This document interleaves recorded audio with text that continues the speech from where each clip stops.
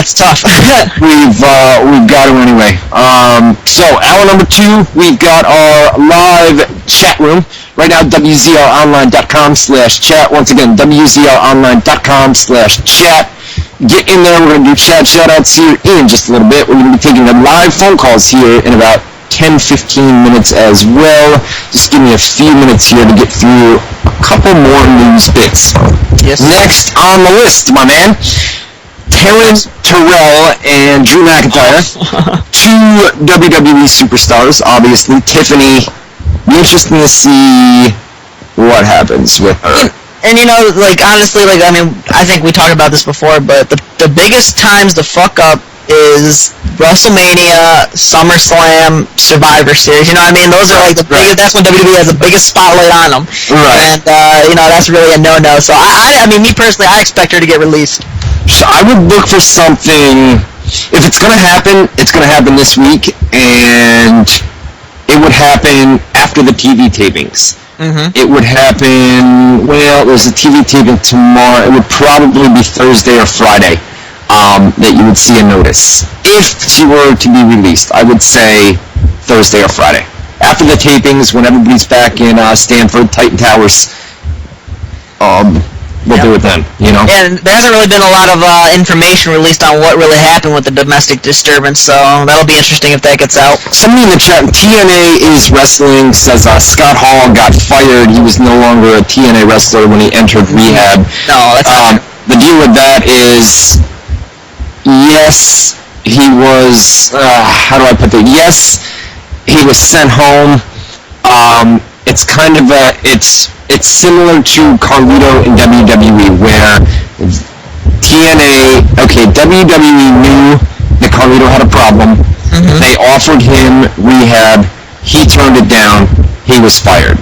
Scott Hall accepted the rehab offer and was told by Dixie Carter that basically we're gonna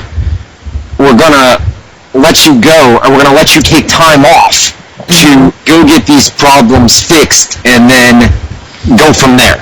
Yeah, and that was another thing. When that Hulk Hogan and Friends tour. Right. On the tour, Scott Hall's name came up on the tour from a fan question. Hulk Hogan even said after Scott Hall's done, taking care of what he needs to take care of, we'd love to have him back. Right, and they will take him, and the fact is that the guy, listen, you can say what you want about Scott Hall, but the guy has been in rehab more times than you can probably count on 2 fingers. And the fact is, you can laugh. I know it sounds funny, you know what I mean? Yeah, it's very serious, though. The fact is, dude, he's trying.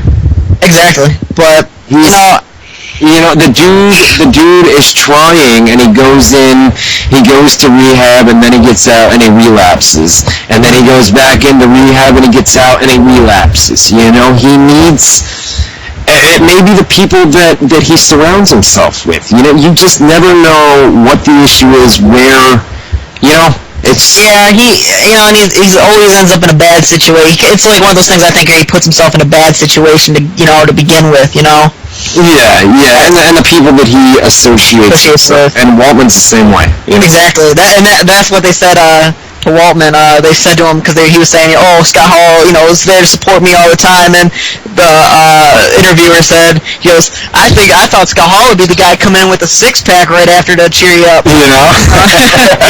It's just a sad situation with that. But anyway, so we got sidetracked. How we wind up on Scott Hall when we were talking about Tiffany and Drew McIntyre?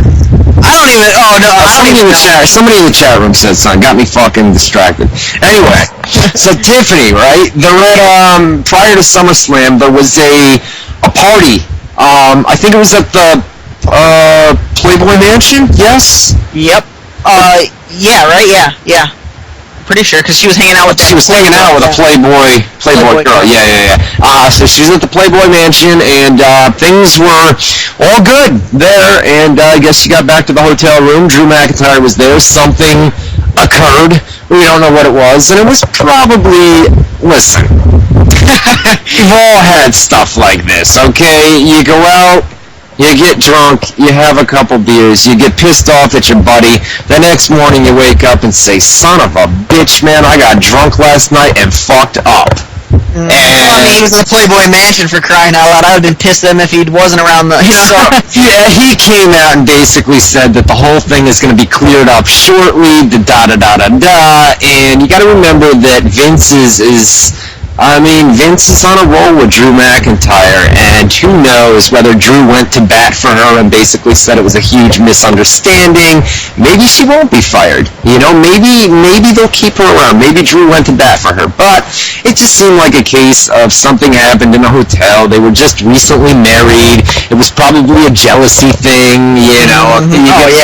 You get a couple beers going, jealousy, this and that. You wake up the next morning and say, fuck, man, I may lose my job now after Yep. And that's what happens. I don't know. I mean, like you said, they could have went up to bat for her, and they did have the thing that she is suspended until, you know, her name's cleared, which they say is probability. Probably. Her lawyers believe that they're going to get her out of everything that went down. So, hopefully, I mean, we'll have to wait and see, but it just seems like, I mean, Drew came out, and by the way, the two of them, they were recently married, and they are still together. So, for anybody that cares, they are still together, so it wasn't like this huge blow-up, we're going to get divorced, I hate you, you hate me, blah, blah, blah, blah, blah. It wasn't anything like that at all, so...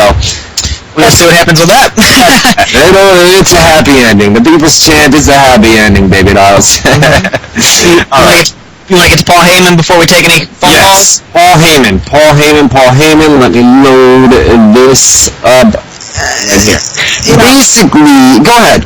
Oh, I was just gonna say, you know, Paul Heyman pretty much just came out and said, you know, TNA's not ready for him, you know, that they're not ready for his ideas. One of his big ideas is mixing, you know, like bringing in kind of like an MMA kind of idea to it, and, you know, he wanted, the one thing that he really wanted there, he wanted, like, full creative power. He wanted to have part ownership. Yeah, part ownership. He wanted the ability to fire and hire people.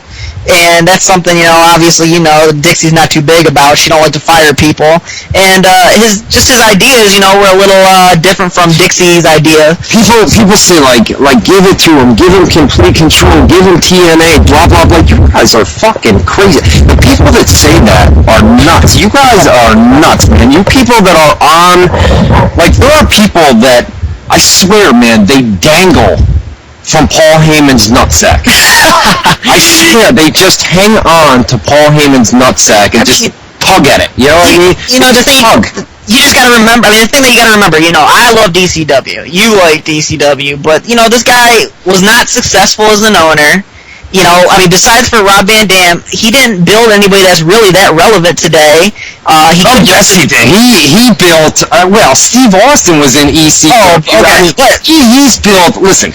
That was more McMahon building him up, though, I'm saying, than Heyman. I mean, listen, he ran a very successful company, okay? ECW, when they were on TNT back in the day, he ran a very successful, but the thing is we're not in the Attitude Era, okay? See, I don't know, I disagree with that just because it's like, I just felt that he couldn't keep the company above water, he couldn't handle finances, his ratings weren't high at all, and, you know, he just ended up selling to Vince.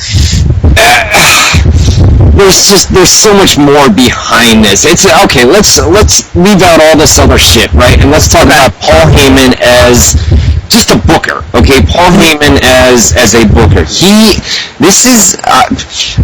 People believe that Paul Heyman can come in and I don't see, in the past month, I don't see any problems whatsoever with Impact, okay? Paul Heyman comes in, and people think that if Paul Heyman comes in, TNA Impact, from 9 to 11 every single week is going to be this can't-miss TV, segment for segment. I mean, Paul Heyman can't go wrong. I don't care if you put divas out there. I don't care if you put the worst wrestlers out there. Paul Heyman can't go wrong, according to some people. And the problem is if Paul Heyman were to come into TNA, you guys would still hate TNA no matter what, because I don't care if Paul Heyman is there. I don't care It's people are gonna hate the people that hate TNA, or the people that beg for Paul Heyman to come in and save TNA. If Paul Heyman was booking that show, you guys would still hate it. TNA would still suck.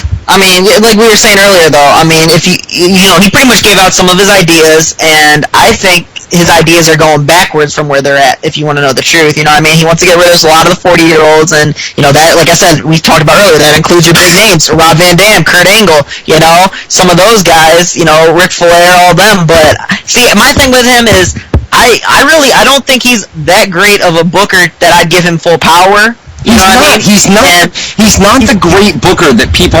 Listen, he's a good booker, okay? He's a good booker, but he's just as good... I'll take so much heat for this, but Paul Heyman is just as good of a booker as Vince Russo. They've got different styles, okay? They've got different styles, but Russo and Heyman are... there's no... Listen. Paul Heyman is overrated. You Paul Heyman lovers, the guy is over. He's a great booker, okay? I have no problem with Paul Heyman. I have no problem with his booking. The problem is, if he were to come into TNA, he would have booked that show, you guys would learn real quick that Paul Heyman is not the god that you people think he is. Some of you people. This is what I'm saying. Would I bring Paul Heyman in as an on-air talent? Absolutely. Would I bring him on as part of the booking team? Absolutely. Part of the booking, yes. Power? No. If you want to, and this is where, who was it a few weeks ago? Goldberg, okay? And we talked about an ego. I think we found a guy with a bigger ego, and maybe it's because a lot of these internet marks feed Heyman's ego, where he thinks that he is just this fucking god, man, and the guy is a great booker. Don't get me wrong, it's just, he's not what a lot of people think. Why is that? I'd love, for people that say Paul Heyman is such a great book, why is Paul Heyman such a great booker, and why is Vince Russo such a horrible booker that you guys just want to take a shotgun and shoot his head in? You know what? Well, my thing is, what is TNA? This is my thing. What is TNA doing so wrong that they need to bring somebody like Paul Heyman in? I mean, I think they just delivered the best show of the year, WWE and TNA, you know what I'm saying? Between both of them, I think they just delivered the best show of the year. I mean, the ratings are 1.2. They're keeping it there for the past 3 weeks, They're just building up small, and, nobody expected them to get a 3.0, overnight. People say because of what Paul made ECW in the 90s. Dude, that was the 90s. Exactly. That was the 90s. We're in a completely different era. And TNA has tried that stuff that Paul Heyman did back in the day. A little bit edgier, some cuss words thrown in. You got the beautiful people that come out, like the cat fights, and they reveal the ass and tits and all that stuff. TNA is doing exactly what Paul Heyman. But that's just like such a cliche though, because everybody's saying, "Oh, we don't want this old shit. We don't want the NWO. We don't want all these old guys, Ric Flair, the Horseman type thing coming in. Right. We want Russo's 1990 ideas." And the thing is, everybody's saying that he's going to come in and lead the ECW, but he didn't even want part of the ECW. He didn't even want the whole ECW guys. You've got to